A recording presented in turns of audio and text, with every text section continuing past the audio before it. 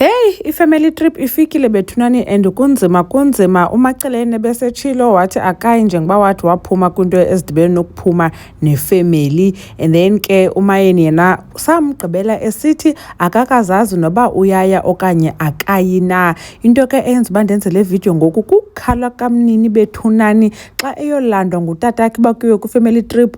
Wakhala umnini esithi akazukwazi ukuya yena and isizathu ngumamakhe uMayeni. Molweni ndanamkela kumam Mgobhozi TV. Now kula meeting ke babebizwe lo ngutata uMsamseleku malunga netrip, uMayeni wachaza yena akazazi nobuyayo okanye akayina kwitrip, and then wathi waphinda wava ngotata uMsamseleku uba ukutya bazazenzela ngokwabo.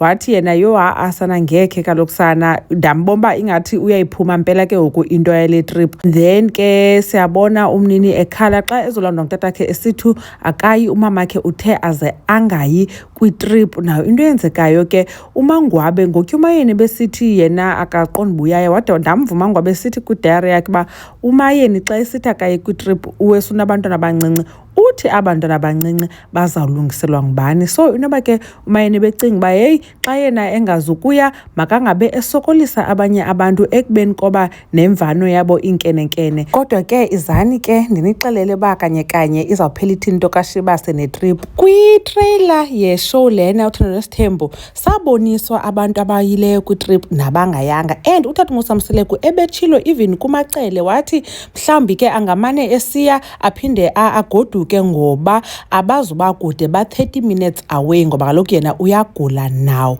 uMayeni uyavela inoba ke naka mhlawumbi akazuba khona mhlawumbi kwi-first day then aphinde abajoyine ke ngoku, so mhlawumbi akafuna abantwana baye kanye bebe pha engekho yena. Kodwa umnini nanku siyambona uzawuphele ebakhona kwitrip, nanku noShibase niyambona enxibe nezinto endlebeni uzawuphela ebakhona ke kwitrip. So ke sawubona uba kuhamba njani bethunani because noSine noMangwabe noMakhumalo bazabe bedibana okokuqala after uSine wayebheke kwi-podcast wathetha ngabo.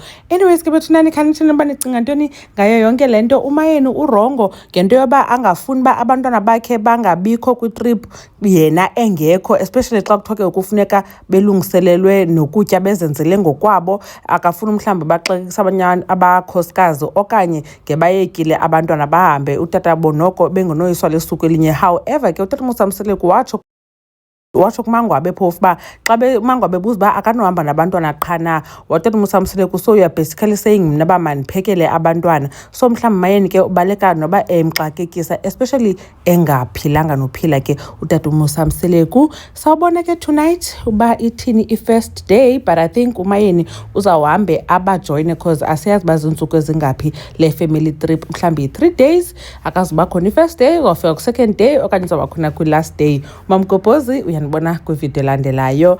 Bye.